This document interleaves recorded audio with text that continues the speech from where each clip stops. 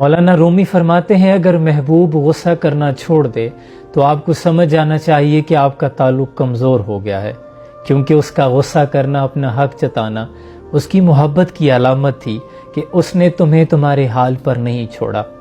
اور اب اگر اس نے یہ سمجھ لیا ہے کہ تمہیں سمجھانا بے مقصد ہے، بے سود ہے، تو تم اپنے مقام سے گر چکے ہو۔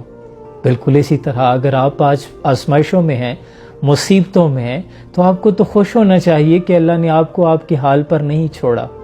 اللہ کے رسول صلی اللہ علیہ وآلہ وسلم اپنا رخ انور زمین پر رات کی تاریکی میں خاک پر رکھ کر اللہ سے التجا کرتے کہ اللہ تو ایک لمحے کے لیے بھی مجھے میرے حال پہ نہ چھوڑنا۔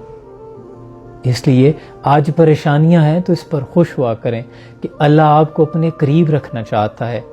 دکھ تو روحانیت کی سیڑھی ہیں۔ اپنا بہت سا خیال رکھیے۔ جزاکم